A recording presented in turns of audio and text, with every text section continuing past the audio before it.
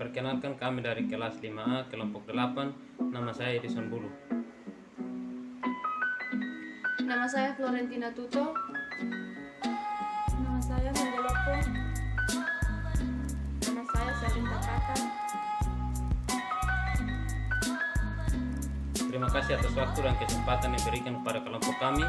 Kelompok 8, kami akan membaca materi tentang membangun kekuatan negosiasi.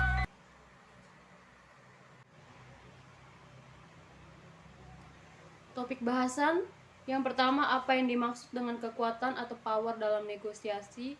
Yang kedua, mengapa kekuatan penting bagi negosiator. Yang ketiga, mengapa seseorang negosiator perlu memiliki kekuatan dalam negosiasi. Dan yang keempat adalah mengapa kekuatan penting bagi negosiator. Sumber kekuatan atau bagaimana orang menggunakan kekuatan. Yang pertama, kekuatan bersumber dari informasi. Yang kedua, kekuatan bersumber dari perbedaan personal dan individual. Yang ketiga, kekuatan bersumber hubungan. Yang keempat, kekuatan bersumber kontekstual. Berurusan dengan pihak lain yang memiliki kekuatan lebih besar. Topik bahasan yang kedua, apa yang dimaksud dengan kekuatan atau power dalam negosiasi. Definisi kekuatan atau power. Kekuatan atau power merupakan kemampuan yang dapat dikumpulkan oleh negosiator untuk dapat menghasilkan keuntungan bagi mereka sendiri atau untuk meningkatkan kemungkinan dalam meraih tujuan mereka.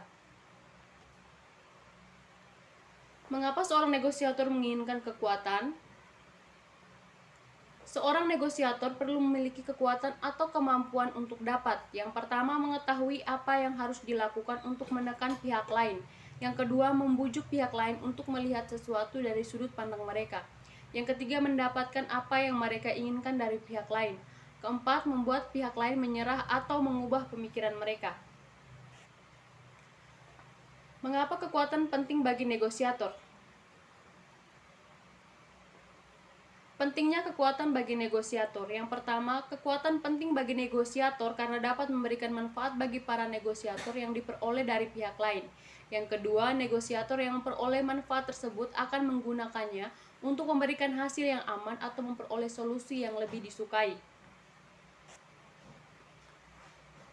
Yang kedua, menggali kekuatan bernegosiasi muncul dari satu atau dua persepsi. Para negosiator mempercayai bahwa mereka memiliki sedikit kekuatan bernegosiasi dibanding dengan pihak lain. Para negosiator mempercayai bahwa pihak lain telah memperoleh manfaat yang akan digunakan, sehingga para negosiator menggali kekuatan untuk menutupi kerugian atau mengimbangi keuntungan lainnya. Para negosiator mempercayai bahwa mereka membutuhkan kekuatan lebih dibanding pihak lainnya untuk meningkatkan kemungkinan memperoleh hasil yang aman. Para negosiator percaya bahwa menambahkan kekuatan diperlukan untuk mendapatkan atau untuk memperoleh manfaat bagi dirinya sendiri dan negosiasi berikutnya. Sumber kekuatan. Yang pertama, kekuatan bersumber informasi. Yang kedua, kekuatan berdasarkan perbedaan individu dan personal. Yang ketiga, kekuatan berdasarkan posisi dalam organisasi. Yang keempat, kekuatan berdasarkan hubungan. Yang kelima, kekuatan bersumber kontekstual. Kekuatan bersumber informasi. Kemampuan negosiator untuk mengumpulkan dan mengatur fakta-fakta dan data-data yang mendukung posisi mereka, pendapat-pendapat atau keinginan terhadap hasil. Kekuatan bersumber informasi. Negosiator yang memiliki banyak informasi dapat digunakan sebagai suatu alat untuk, yang pertama, menantang posisi pihak lain. Yang kedua, merusak keefektifan pendapat yang dilontarkan pihak lain. Kekuatan berdasarkan personal dan individual.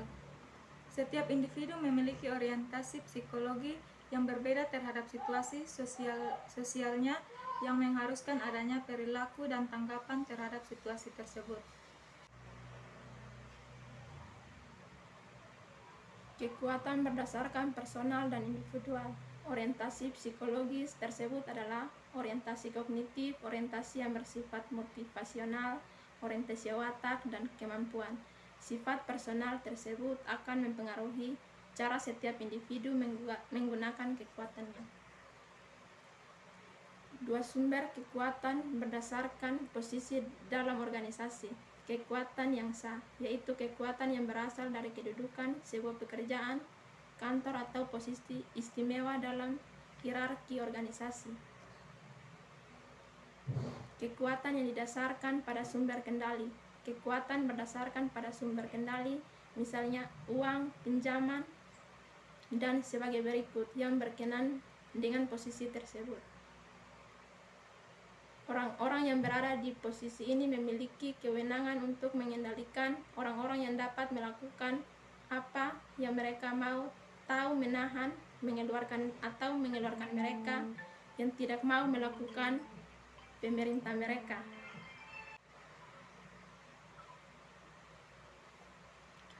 Dalam konteks organisasi, beberapa sumber penting adalah sebagai berikut. Yang pertama, uang tunai, gaji, alokasi budget, dana bantuan, uang tambahan, rekening biaya, dan dana-dana tertentu. Yang kedua, persediaan bahan mentah, komponen, potongan-potongan, bagian-bagian. Yang ketiga, modal kemanusiaan, menyediakan biaya, upah buruh, pegawai yang dapat dialokasikan menjadi sebuah masalah atau tugas sementara, bantuan sementara.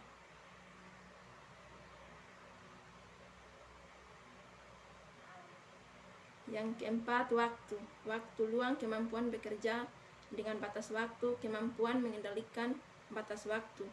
Yang kelima, perlengkapan, mesin-mesin atau alat-alat teknologi, perangkat keras, dan perangkat lunak, komputer, dan kendaraan. Yang keenam, perawatan penting, perbaikan, perawatan, pemeliharaan, instalasi, dan pengantaran gangguan teknis dan transportasi. Yang ketujuh, dukungan interpersonal, pujian verbal dan dorongan untuk hasil yang baik atau kritik terhadap hasil yang buruk. Kekuatan berdasarkan hubungan, saling ketergantungan tujuan, bagaimana pihak-pihak memandang tujuan mereka, dan beberapa banyak pencapaian tujuan mereka tergantung pada perilaku pihak lain.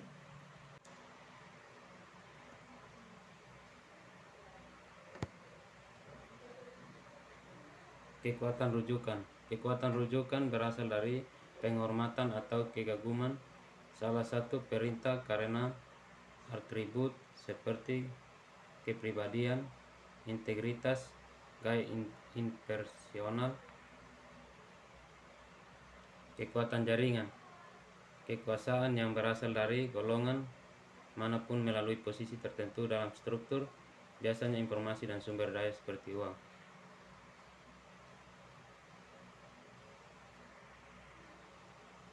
Sentralitas.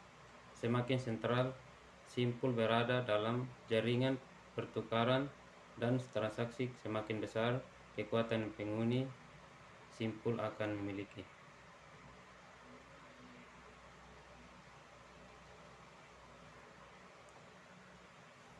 Kritikalitas dan relevansi. Kekuatan yang didasarkan pada misi, tugas utama, atau produk utama organisasi.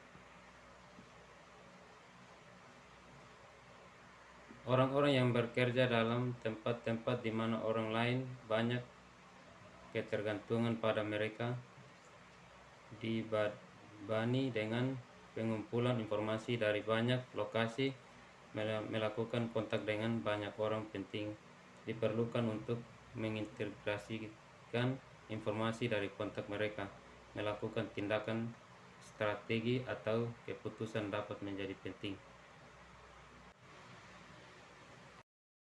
Karyawan yang ingin sukses dengan cepat sering dinasihati untuk menemukan pekerjaan dengan sentralitas dan kritikalitas tinggi dalam sebuah organisasi, sehingga mereka dapat mendapatkan pengalaman dan visibilitas yang diperlukan untuk promosi cepat dan menjadi kritis. Fleksibilitas. Kekuatan jaringan yang terletak pada fleksibilitas posisi atau sejauh mana individu kunci dapat menerapkan kebijaksanaan dalam cara bagaimana keputusan tertentu dibuat atau diakses.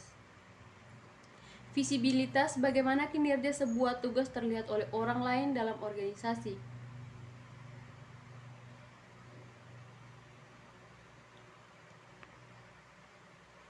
Keanggotaan dalam koalisi. Seseorang dapat menjadi anggota dari satu atau lebih subkelompok atau koalisi. Sumber-sumber kekuatan yang berperan sebagai bahan penting. Yang pertama, BATNA atau Best Alternative to a Negotiated Agreement. Kesepakatan alternatif yang mungkin negosiator ambil jika pihak lain tidak menepati perjanjian yang disepakati. Yang kedua, budaya. Budaya merupakan sebuah sistem dari asumsi dasar, norma-norma, dan atau nilai-nilai individu yang berlaku dalam kelompok atau organisasi tentang bagaimana berinteraksi dengan pihak lain, bekerja sama, mengadakan kesepakatan dengan pihak luar, dan memajukan organisasi. Kebudayaan sering dibentuk oleh jenis kekuasaan yang terlihat sah atau tidak sah, atau bagaimana orang-orang mempengaruhi dan menanggapi pengaruh tersebut. Agen, konstituen, dan audiens. Negosiasi jauh lebih rumit saat negosiator mewakili pandangan orang lain atau misalnya bertindak sebagai agen yang mewakili organisasi mereka atau diwakili oleh orang lain, dan saat terdapat banyak pihak, media umum, dan atau audiens hadir untuk mengamati, mengkritisi, dan mengevaluasi negosiasi. Saat semua pihak lain ini hadir dalam negosiasi, mereka bisa secara aktif menekankan pihak lain baik secara formal maupun informal sebagai bagian dari proses negosiasi yang dapat mengubah dinamisme kekuasaan. Cara-cara yang dapat dilakukan pihak yang berkekuatan rendah dalam menghadapi pemain besar. Yang pertama, jangan pernah melakukan perjanjian ambil atau tidak sama sekali.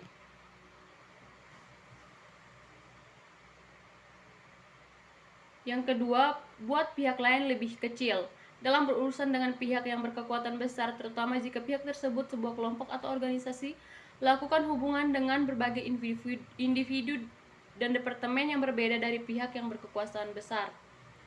Hal tersebut dapat dilakukan dengan melakukan diversifikasi hubungan yang beberapa kepentingan yang mungkin dapat dilakukan dalam bekerja dengan subkelompok yang berbeda. Yang ketiga, buat diri Anda lebih besar. Pemain yang berkekuasaan rendah harus berupaya untuk membangun koalisi dengan pemain yang berkekuasaan rendah lainnya sehingga dapat meningkatkan kekuasaan penawaran kolektif mereka.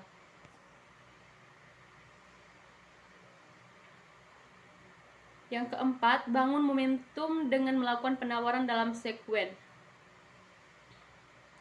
Yang kelima, gunakan kekuatan kompetisi untuk mengungkit kekuasaan. Yang keenam, desak diri Anda sendiri.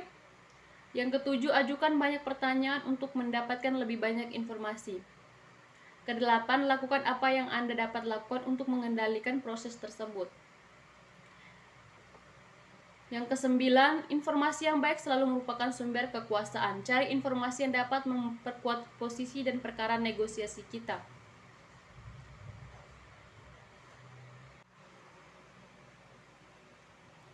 Baik, sekian dari presentasi dari kelompok kami. Atas perhatiannya, kami mengucapkan terima kasih.